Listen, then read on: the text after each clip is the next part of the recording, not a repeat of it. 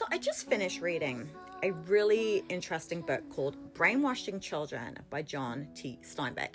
Now, it has a 4+ rating on Goodreads. So what is this book about? So it's a non-fiction self-help book about exposing the most common form of child abuse, the brainwashing of innocent children's minds, with one parent actively working to make the child despise the other parent. Now, this book will help you to learn how to recognize the early signs of parental alienation, understand the nature of parents willing to emotionally harm their own child, and use effective techniques and tools that will help you restore your relationship with your child. Now, it's a really helpful book for anyone who has gone through or is still going through parental alienation from their own children. Now, anyone who has lived through parental alienation knows just how devastating this can be, and not just for the alienated parent, but for the child as well. 32% of Canadian parents feel that they are being alienated to some degree from their child by the other parent. It's really quite tragic. It's really tragic. So why is this happening? Now, it might be that the alienating parent might feel bitter and resentful about past relationships. They often blame others for their feelings, never take responsibility for their own failings. So it's always about shifting blame. This can include blaming the target parent or even the child itself.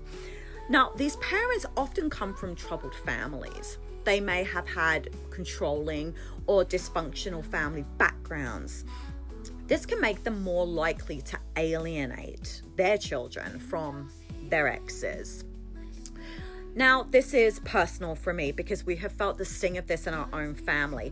And I decided to create a series of books on parental alienation and narcissistic toxic parents to help others start the journey of healing from the heartbreak, or arming them in what could potentially be a new battle in the courts, understanding now what's happening to them, because maybe you don't understand that this is parental alienation. Maybe this will help you. Now, this project is near and dear to my heart, like I said, and it's time to bring this form of child abuse out into the open. No child should ever have to choose between parents, because one parent can't get over themselves and put the child first. Children aren't possessions. If you don't know what the signs of parental alienation look like, I'm going to explain it to you right now. Now, signs by the alienated parent and often the people in the inner circle of that parent. So, bad mouthing the target parent, withholding things like medical, academic, and other important information, referring to the target parent by their first name instead of mum or dad. That's a big one. You don't talk to the child and call them by their name. Okay? You don't. Confiding in the child. That's none of their business.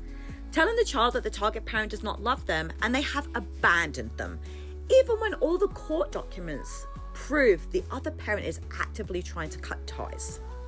Forcing the child to choose between parents. Telling the child that the target parent is dangerous. It's disgusting. This happens legit. Withdrawal of love, so the other parent stops loving the child to make them choose them. Interfering with communication, limiting contact.